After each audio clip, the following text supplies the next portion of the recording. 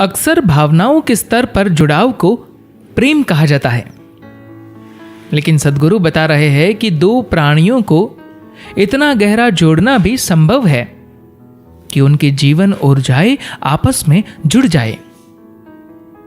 ऊर्जा के स्तर पर जुड़ने के बाद एक प्राणी के संसार छोड़ने के बाद दूसरा भी कुछ समय में सहज ही शरीर त्याग सकता है। प्रश्न: ऐसा लगता है कि प्रेम मेरे जीवन के लिए एक ड्राइविंग फोर्स है, लेकिन मैं थोड़े भ्रम में हूं कि किसी के साथ एक हो जाने और किसी के लिए बिना शर्त प्रेम करने में क्या फर्क है। सद्गुरु कहते हैं, क्या वह वाकई बेशर्त है?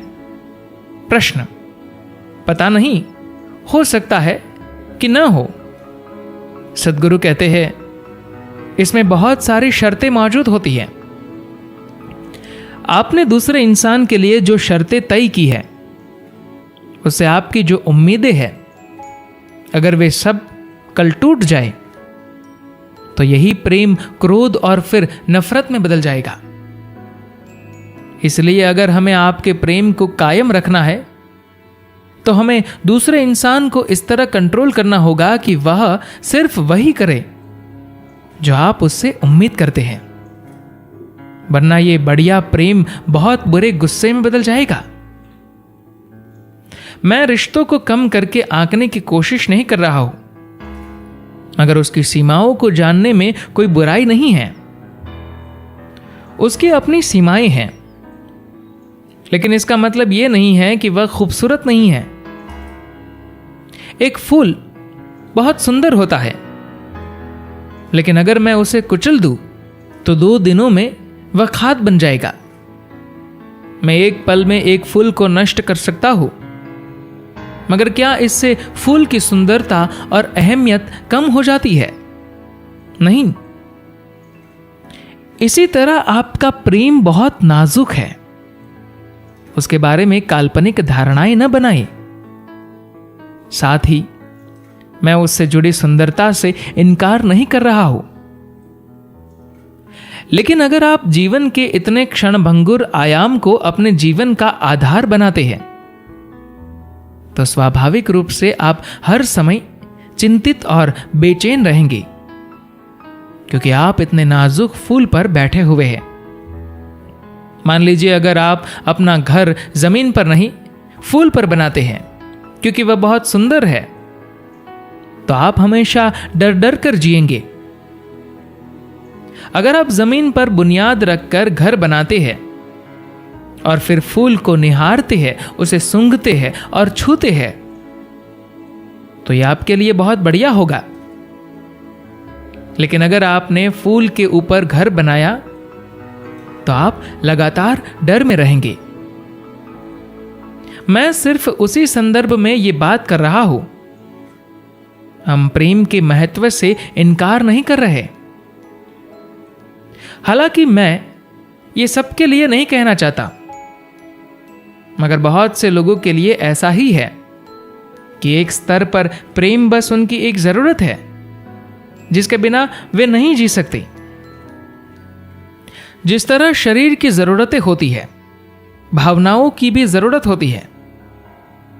जब मैं कहता हूं मैं तुम्हारे बिना नहीं जी सकता, तो ये ऐसा कहने से अलग नहीं है मैं बैसाखी के बिना नहीं चल सकता। अगर आपके पास ऐसी बैसाखी हो जिसमें हीरा जड़ा हो, तो आप बड़ी आसानी से अपनी बैसाखी के प्रेम में पड़ सकते हैं। अब अगर आपने उसे अगले 10 सालों तक इस्तेमाल कर लिया, फिर अगर हम आपसे कहें अब आप इस बैसाखी के बिना चलने के लिए स्वतंत्र है, तो आप कहेंगे नहीं नहीं, मैं इसे कैसे छोड़ सकता हूं, इसमें कोई समझदारी नहीं है। इसी तरह प्रेम के नाम पर आप अपने भीतर खुद को पूरी तरह असहाय और अपूर्ण बना लेते हैं। क्या इसका मतलब यह है कि इसमें कोई सुंदरता नहीं है, इसका कोई दूसरा आयाम नहीं है? जरूर है। ऐसे बहुत सारे लोग हुए हैं जिन्होंने इस तरह जीवन जिया कि वे दूसरे के बिना अपना अस्तित्व नहीं रख सकते थे। अगर वाकई ऐसा होता है कि दो लोग एक की तरह हो जाते हैं तो ये बहुत अद्भुत है। ये एक घटना है राजस्थान की। एक राजा थे जिनकी एक युवा पत्नी थी जो उनसे बेहद प्रेम करती थी और उनके प्रति पूरी तरह समर्पित थी। मगर राजाओं की हमेशा ढेर सारी पत्नियां होती थी, इसलिए जिस तरह रानी उनके ध्यान में पूरी तरह डूबी रहती थी उसे यह काफी मूर्खतापूर्ण लगता था। वह हैरान होता था और उसे यह अच्छा भी लगता था, लेकिन कई बार अति हो जाती थी। फिर वह उसे थोड़ा दूर करके बाकी रानियों के साथ समय बिताता था, लेकिन वह स्त्री उसके लिए पूर्ण रूप से समर्पित थी। राजा और रानी के पास दो बोलने वाली मैना थी। मैना ऐसी चिड़िया होती है जो ट्रेनिंग देने पर तोते से बेहतर बोल सकती है। एक दिन इनमें से एक चिड़िया मर गई तो दूसरी ने खाना पीना छोड़ दिया और चुपचाप बैठी रही। राजा ने उसे खिलाने की हर संभव कोशिश की, मगर सफल नहीं हुआ और वह चिड़िया 2 दिन में मर गई। इस बात ने राजा को काफी प्रभावित किया। ये क्या है? किसी भी जीव के लिए पहले अपने जीवन को महत्व देना स्वाभाविक है, मगर यह चिड़िया बैठी रही और मर गई।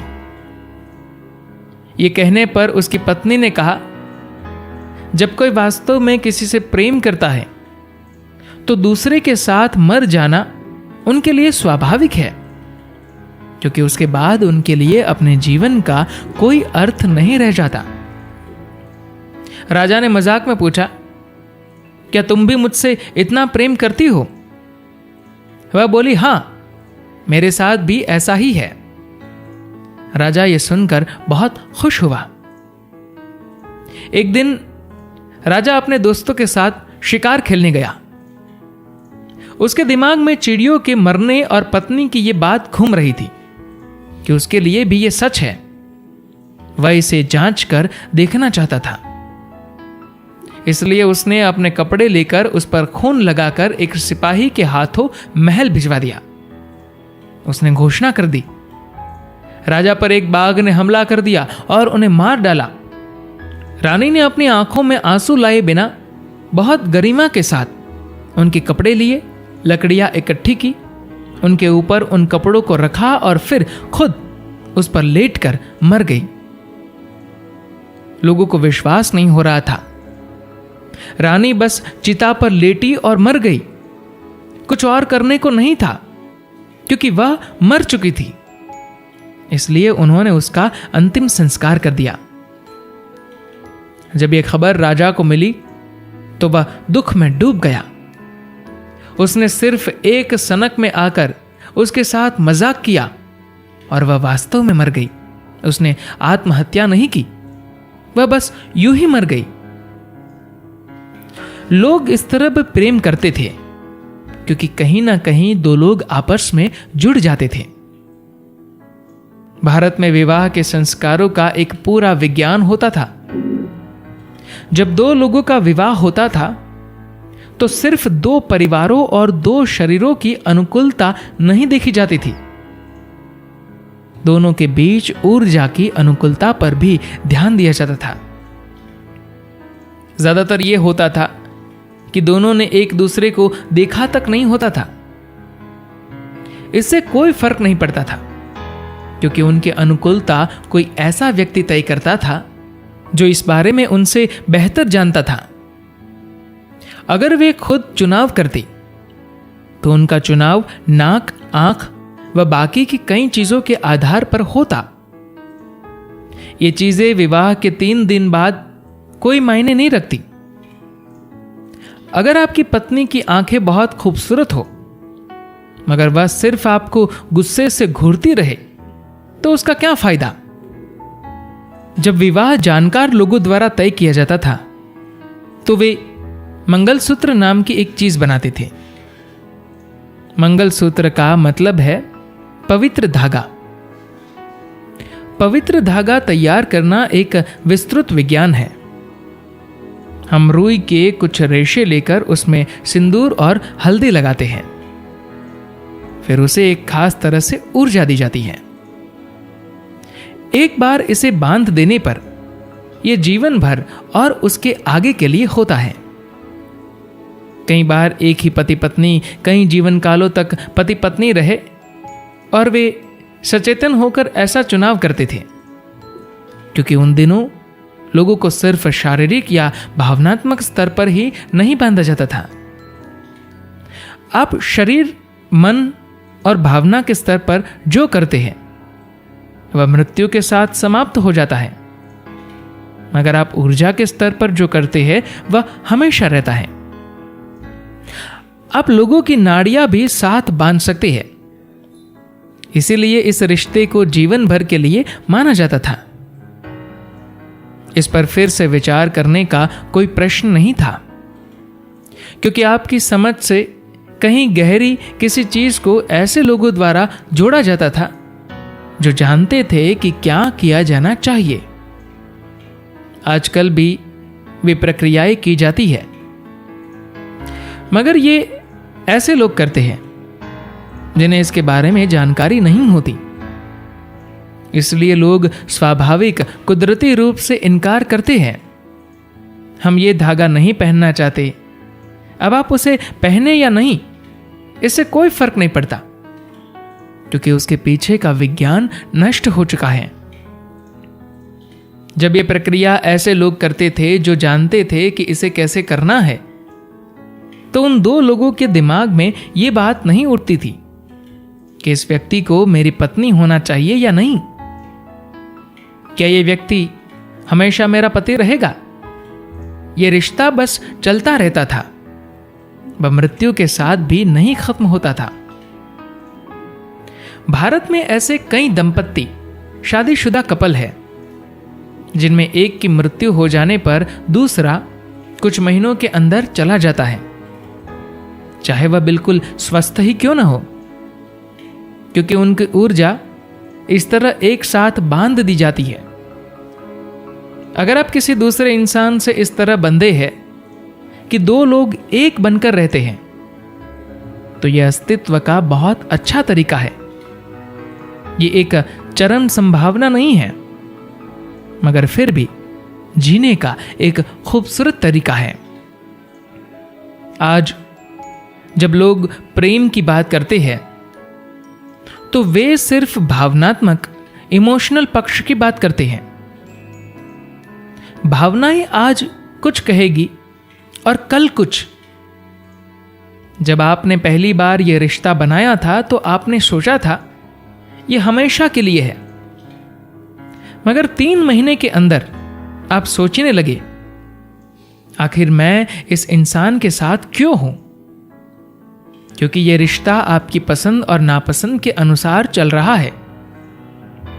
इस तरह के रिश्ते में आप सिर्फ कष्ट उठा सकते हैं, क्योंकि जब कोई रिश्ता अस्थिर होता है, जब वह कभी हां कभी ना में होता है, तो आप भयानक पीड़ा और कष्ट से गुजरते हैं, जो बिल्कुल अनावश्यक है। प्रेम का मकसद पीड़ा पैदा करना नहीं है। हालांकि पीड़ा को लेकर बहुत सी कविताएं लिखी गई है। आप प्रेम में इसलिए पढ़ते हैं क्योंकि उससे आप आनंद में डूब जाते हैं।